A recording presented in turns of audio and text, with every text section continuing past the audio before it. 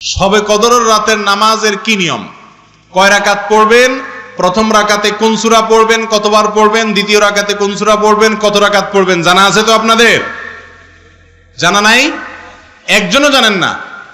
ইন্না লিল্লাহি ওয়া ইন্না ইলাইহি রাজিউন। হাজার হাজার মানুষের বিশাল সমাবেশ, আপনারা একজনও শবে কদর নামাজের নিয়ম জানেন না? এটা তো খুব খারাপ কথা ভাই, নিয়ম তো জানতে হবে। আচ্ছা আমি বলে দিচ্ছি, শবে কদরের নামাজের নিয়ম হলো অন্য যে কোনো নামাজ যেভাবে পড়েন শবে কদরের নামাজও একইভাবে পড়বেন। এগুলো শবে কদর নামাজের নিয়ম। এমন কোনো কথা নাই যে শবে কদরের নামাজে প্রথম রাকাতে সূরা ফাতিহার পর অমুক সূরা এতবার পড়তে হবে, দ্বিতীয় রাকাতে ততবার পড়তে হবে, এরকম কোনো কথা কোরআন হাদিসে। এগুলা মন গড়া বিভিন্ন সিস্টেম, বিভিন্ন পদ্ধতির কথা, বিভিন্ন আপনার বাজারে নামাজ শিক্ষার বই নামে অনেক বই আছে, সব বই না, কিছু কিছু বই আছে এসব বইতে শবে কদরের নামাজ এত রাকাত, প্রথম রাকাতের এই নিয়ম, দ্বিতীয় রাকাতের ওই নিয়ম, এরকম বিভিন্ন কথা বলা আছে। এগুলো সব ভিত্তিহীন, মন গড়া, এগুলো কোরআন হাদিসে নাই। কোরআন হাদিসে লাইলাতুল কদরে অন্য রাতের মতো আপনি নামাজ পড়বেন, একটু লম্বা সময় নিয়ে পড়বেন। যে কোনো রাতের নামাজ, তাহাজ্জুদের নামাজ লম্বা সময় নিয়ে পড়তে হয়, দীর্ঘ রাকাত, দীর্ঘ রুকু, দীর্ঘ সিজদা, আস্তে আস্তে তেলাওয়াত, আস্তে আস্তে তাসবিহ এবং সময় নিয়ে পড়বেন। দুই রাকাত করে পড়বেন। যে কোনো সূরা দিয়ে পড়তে পারেন, একবার পড়বেন না দুইবার পড়বেন সূরা ফাতিহার পরে সূরা, এটা আপনার ব্যাপার, কোনো সূরা নির্ধারিত না। আপনি লাইলাতুল কদরের একটা জিনিস নির্ধারিত, সেটা হলো একটা দোয়া হাদিসে বর্ণিত হয়েছে। আম্মা জানা আয়েশা রাদিয়াল্লাহু তাআলা আনহাকে নবী করিম সাল্লাল্লাহু আলাইহি ওয়াসাল্লাম শিক্ষা দিয়েছেন, তুমি যদি লাইলাতুল কদর পাও তাহলে দোয়া করবা। কি দোয়া? আল্লাহুম্মা ইন্নাকা আফুউন তুহিব্বুল আফওয়া ফাআফু আন্নী। আল্লাহ আপনি ক্ষমাশীল, ক্ষমা করতে ভালোবাসেন, অতএব আমাকে ক্ষমা করে দেন। ক্ষমা করতে ভালোবাসেন, অতএব আমাকে ক্ষমা করে দেন। এই দোয়া পড়বেন লাইলাতুল কদরে। এছাড়া আল্লাহর কাছে যে কোনো দোয়া করবেন, দুই রাকাত করে নামাজ যতটুকু পারেন তৌফিকে কুলা পড়বেন। কোন সূরা কেরাত নিয়ম নির্ধারিত নাই। সারা রাত আপনি দোয়া করবেন, ইবাদত বন্দেগী করবেন। আর এই শবে কদর পাওয়ার জন্য, শবে কদরের ইবাদতের আশায় রমজানের শেষ 10 রাতের সবগুলোতে, বিশেষ করে বেজরগুলোতে বেশি বেশি করে করবেন। শুধু 27 তারিখকেই করবেন, অন্যগুলোতে ঘুমাবেন। এটা সুন্নাহ সম্মত লাইলাতুল কদরের তালাশ নয়। আমাদের আয়েশা রাদিয়াল্লাহু তাআলা বলেছেন, কানান নবী সাল্লাল্লাহু আলাইহি ওয়াসাল্লাম ইযা দাখালাল আশর, রমজানের শেষ 10 দিন যখন শুরু হতো, 20 রমজান যখন পার হয়ে যেত, 21 রমজান যখন শুরু হয়ে যেত, তখন থেকে তিনি কয়েকটা কাজ করতেন। তার প্রথমটি হলো কানা ইযা দাখালাল আশর আহইয়া লাইলা, রাতে আর ঘুমোতেন না। শেষ দশকের রাতে আর ঘুমোতেন না, সারা রাত জেগে ইবাদত করতেন। ওয়া আইকাযা আহলাহ, আর এই দশকে তার পরিবারের লোকদেরকে ঘুম থেকে ডেকে তুলতেন, কাউকে ঘুমোতে দিতেন না। কারণ এটা ঘুমানোর সময় নয়, ঘুম সারা বছর যাওয়া যাবে, এটা তো আল্লাহর পক্ষ থেকে পাওয়া অফারের সুযোগ, বিধায় এই সুযোগ হাতছাড়া করা যাবে না। পরিবারের লোকদেরকেও ইবাদতের জন্য ডেকে তুলতেন।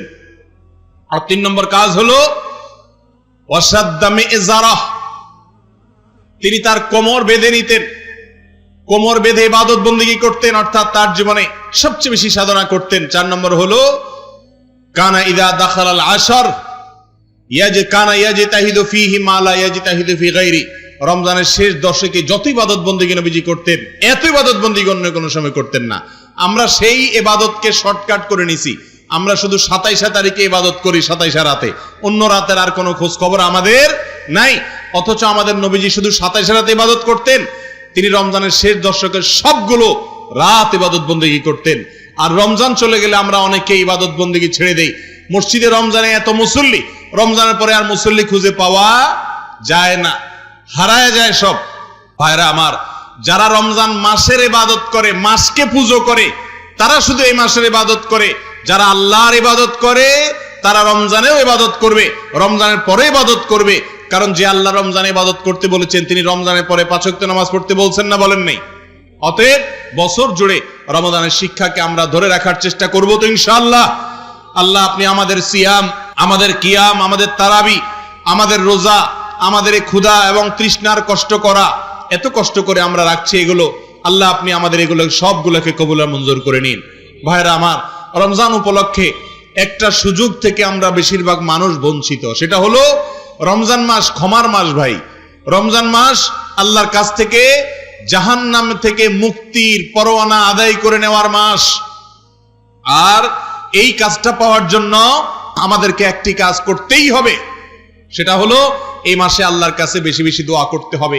বেশিরভাগ মানুষ আমরা হতভাগা, কপাল পড়া, যে গোটা মাস চলে যায়, আজকে রমজানের কয়েকটা দিন চলে গেল, আমরা বেশিরভাগ মানুষ এই মাসে আল্লাহর কাছে চোখের পানি ফেলে একটু দোয়া করার সুযোগ পাই না। ভাইরা আমার, একান্তে নির্জনে একটু আল্লাহর সাথে কথা বলবেন, একটু দোয়া করবেন। আপনি এটা মনে করবেন না যে আমার দোয়া কি আর কবুল হবে, আমি কি আর কোনো হুজুর মানুষ। ভাইরা আমার, আপনি আল্লাহর বান্দা, আল্লাহ তাআলা তার বান্দার ইবাদত কবুল করবেন, বান্দার দোয়া কবুল করবেন। আল্লাহ বলেছেন উদউনি, হে আমার বান্দারা তোমরা আমার কাছে দোয়া করো, যেই দোয়া করবেন আস্তাজিব লাকুম, আল্লাহ ওয়াদা করেছেন আমি তোমাদের দোয়া কবুল করব। অতএব রমজান মাস চলে যাবে আর আপনি দোয়া করবেন না, এটা কোনোদিনই হতে পারে না। বিধায় এই মাস, গোটা মাস জুড়ে বেশি বেশি করে আল্লাহর কাছে দোয়া করব তো ইনশাআল্লাহ। আমি কত ভুল করেছি, কত অন্যায় করেছি, কত পাপ করেছি, কত অপরাধ করেছি, মালিক আপনি আমাকে মাফ করে দেন। এখনো নাকের ডগা নিঃশ্বাস আছে, এখনো মাপ চাইলে মাফ হবে, মরার পর আর মাপ চাইলে মাফ হবে না, কিয়ামতের দিন মাপ চাইলে মাফ হবে না, কবরে গিয়ে মাপ চাইলে আর মাফ হবে না, মাপের দরজা বন্ধ হয়ে যাবে। আল্লাহ এখনো তো আমার নিঃশ্বাস আছে, এখনো তো আমার প্রাণ আছে, এখনো তো আমি জীবিত আছি। আল্লাহ আপনি আমাকে মাফ করে দেন। আপনি ক্ষেত খামারে কাজ করছেন, মা বোনরা বাসা বাড়িতে কাজ করছেন, রান্না বাড়া করছেন, ইফতার প্রস্তুত করছেন, সাহারি প্রস্তুত করছেন, বাচ্চাদেরকে গোসল করাচ্ছেন, নিজে অন্য কোনো কাজ করছেন। এই কাজের ফাঁকে ফাঁকে আল্লাহর সাথে একটু কথা বলেন, মনে মনে বলেন, মুখে মুখে বলেন। ভাইরা আমার, কায় মনোবাক্যে একান্তে আল্লাহর ইবাদতের পথে আজকের যুগে সবচেয়ে বড় বাধা হলো আমাদের হাতে থাকা স্মার্টফোন গুলো, দামি মোবাইল গুলো। এগুলো হলো সবচেয়ে বড় শত্রু আমাদের। এগুলো একান্তে একটু আল্লাহর সাথে কথা বলতে দেয় না আমাদেরকে। আমাদের একান্ত সময়গুলো মোবাইল ফোন নিয়ে গেছে, স্মার্টফোন নিয়ে গেছে, সোশ্যাল মিডিয়া নিয়ে গেছে, ফেসবুক, ইউটিউব, টিকটক, লাইকে এগুলো নিয়ে গেছে।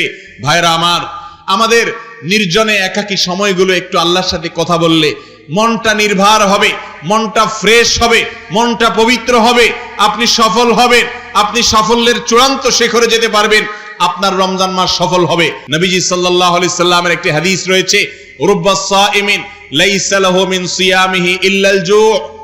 কত রোজাদার আছে যাদের রোজা থেকে উপোস থাকা ছাড়া, তারা ক্ষুধার্ত এবং পিপাসার্ত থাকা ছাড়া আর কোনো লাভ তাদের হয় না।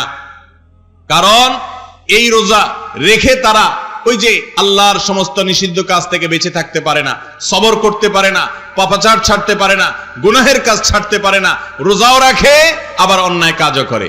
মনে রাখবেন, রোজা শুধু পেটের হয় না, রোজা শুধু পেটের হয় না, রোজা শুধু নিজের ক্ষুধা, তৃষ্ণা এবং যৌন চাহিদা কন্ট্রোল করার নাম নয়। এগুলা রোজার মূল স্ট্রাকচার। রোজা হয় একজন মানুষের মাথা থেকে পাওয়া পর্যন্ত প্রত্যেকটা অঙ্গের। হাতের রোজা হলো হাত দিয়ে কোনো অন্যায় কাজ করব না, কারোর গায়ে হাত দেব না, চুরি অন্যায় করব না, দুর্নীতি করব না, হাত দিয়ে অন্যায় কিছু খারাপ কোনো কাজ, হারাম কোনো কাজ হাত দিয়ে করব না। এটা হলো হাতের রোজা।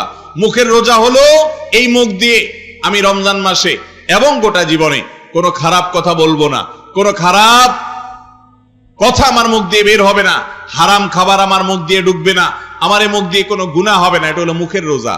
চোখের রোজা হলো চোখ দিয়ে আমি হারাম কিছু দেখবো না, খারাপ কিছু দেখবো না, অবৈধ কিছু দেখবো না। এটা হলো চোখের সিয়াম।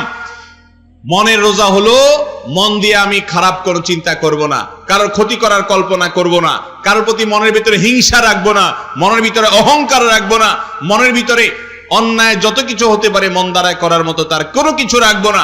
এটা হলো মনের সিয়াম। ভাইরা আমার, যদি মাথা থেকে পা পর্যন্ত গোটা শরীরের প্রত্যেকটা অঙ্গ প্রত্যঙ্গের সিয়াম আপনি পালন করতে পারেন, তাহলে আপনার রমজানের সিয়াম, রমজানের রোজা রাখা সার্থক হবে।